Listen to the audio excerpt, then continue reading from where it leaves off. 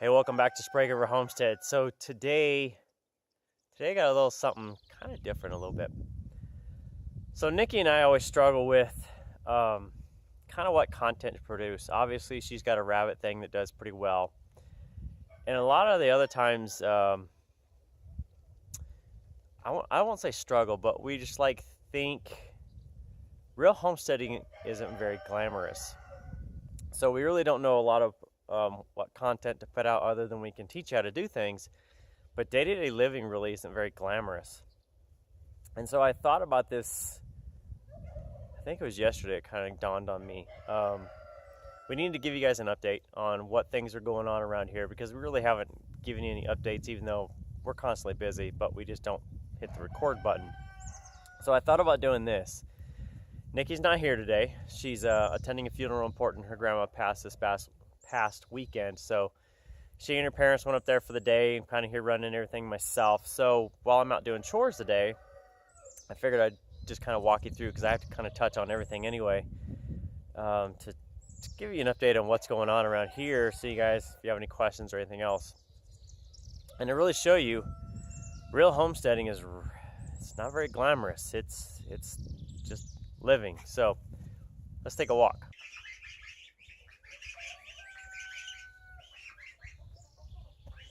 So as you can hear, kind of in the chicken house there are some geese in there. So we have three, God, it's hard to say they're even babies at this point.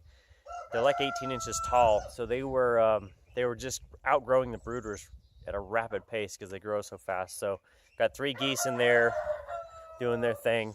Kind of walk down.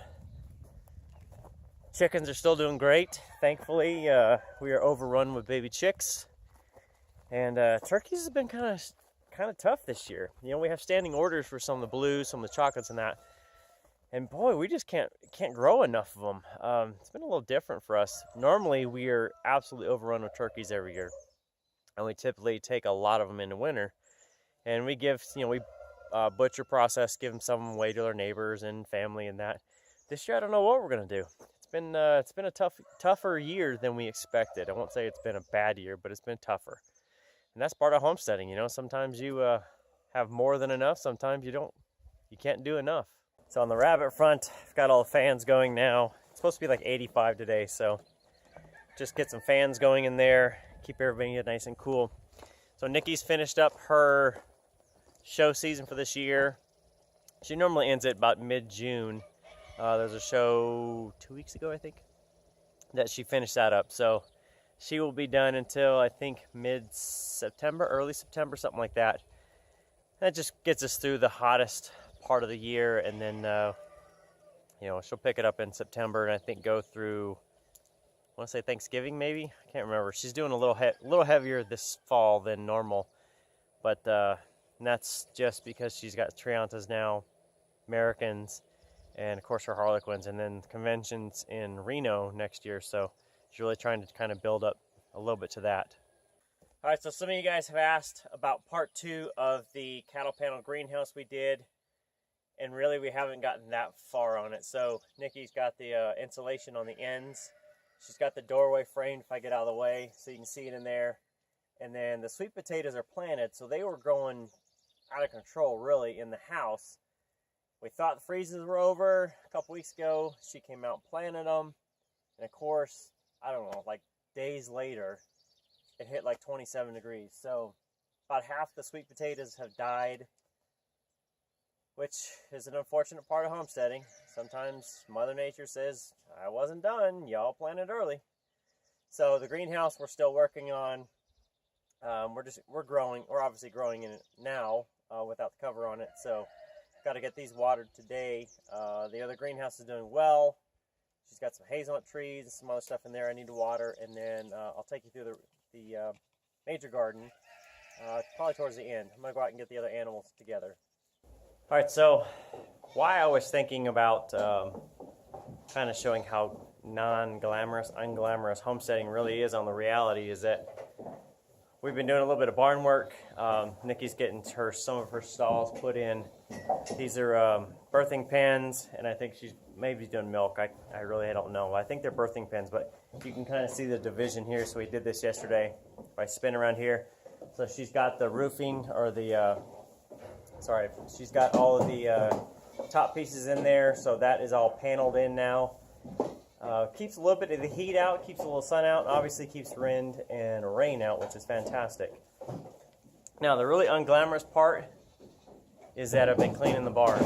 So I do it twice a year, typically June-ish, which takes out a lot of the stuff from over winter, and then really, probably about Thanksgiving, I try to get it totally prepared out for winter. So you can see kind of what's left.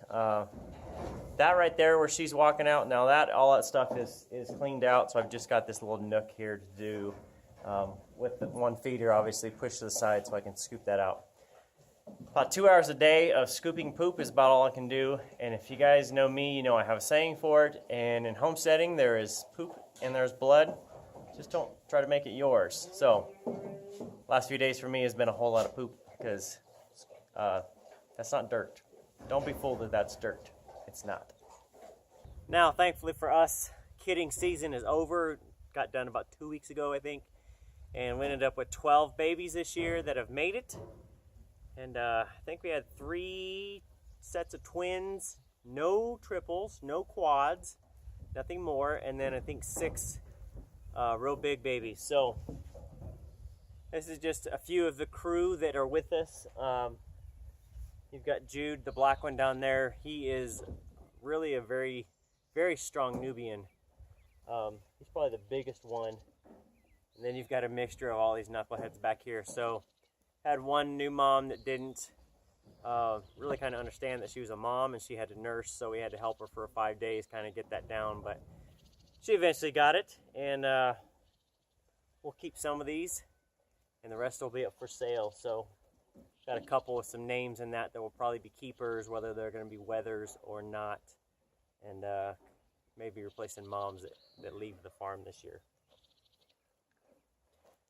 But this is a big hole that one of our dogs dug because she's a digger, and we've left it because the goats love it, and we've got some tires over there that they love playing on, just some old random tires that I didn't let the tire shop take. So they love playing outside. And they're just really fun to watch because they're all just little weirdos.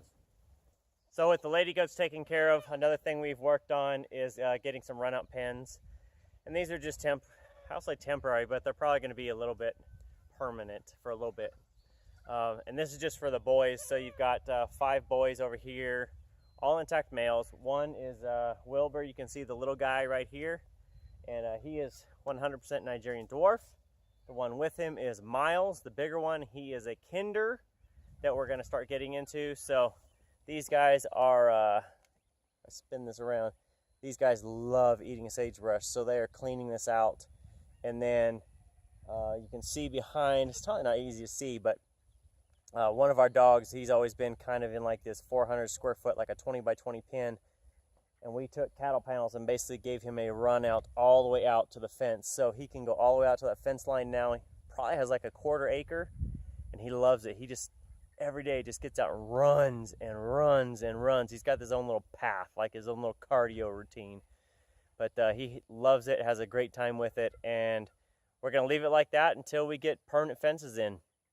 Remember last year I did a lot of temporary fencing, just kind of like shuffling around cattle panels and that, and it's really just been easier to kind of go buy some extra cattle panels, get them out eating grass. It saves hay, so it's kind of like you're investing in temporary fencing to avoid having to spend the money on hay. Kind of a different way to do it, but cattle panels don't go bad.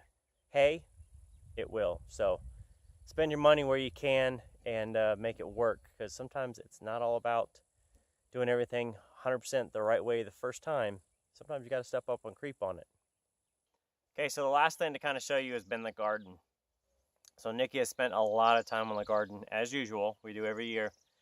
So onions, if you see behind, this is an onion bed. It's going awesome, and we actually have a second one of those that for some reason is not going as well, so we're trying to figure that out. We've got corn planted, we got cucumbers, squash, broccoli, and what was that? The asparagus. That's the word I was looking for. Asparagus. It's about growing itself out for the year. It's getting a little hot, so it's kind of bolting. But we've had a lot of good meals with asparagus. So potatoes are planted in that. So Nikki has a lot of beds. And if I spin this around, hopefully it won't fall. You can kind of see all the beds we have. So our soil isn't great. It's never been great. It's very, I won't say poisonous, but it's got a lot of sagebrush that we took off here that releases out a chemical, sagebrush does, to basically stop growth on anything else. So it's kind of a natural toxin, and it takes usually 3 to 5 years somewhere in there to kind of get all that toxin out of the soil. So this is like the third year, maybe the fourth year that we've really had a garden here. And every year we've kind of started small, added more beds, added more beds, added more beds, and we're buying raised bed potting soil basically. You can kind of see the pink bags and stuff in the background. That's all raised bed material. The soil here is really, really bad. It's really sandy and rocky, so it doesn't grow very well.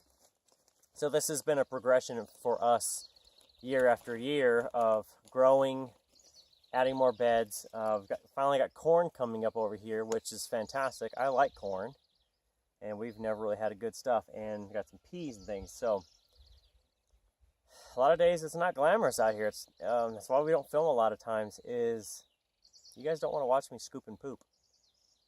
And that's a lot of things going on. But with all of this, you can kind of see it's never a dull moment. We're always busy around here. A lot of days it's just, I don't know. We just don't feel like it's very glamorous to show you the day-to-day stuff a lot of days, because you know, you don't want to see us scoop and poop out of the barns, and you don't want to see us digging up plants and planting and doing a lot of other stuff. So real homesteading, honestly, is not glamorous. That's the message. But I think with that, you guys get a feel for we're in full swing here, obviously going strong as always. Having our setbacks on certain things like growing birds. The hatches haven't been great this year, and that's going to significantly impact us on income off the farm. So that's the way it is. Oh, I'll mention this. We didn't get enough moisture to get hay this year, so we're not cutting hay. So you guys won't see us do that. We've got to buy it all. That's kind of why I've been working on all these temporary fences, and that is to get the goats off of hay into something more natural that I don't have to pay for. It's already there. So we'll do a lot more fencing this summer, which will of course take you guys along with, showing you all the stuff we're doing. But that's a big project for us this year, is to get all of our fencing, permanent fencing, in to where we can expand more than what we have. And that'll be like 300 feet fence roll. So we'll do. If you guys have questions on doing that, of course we'll film it.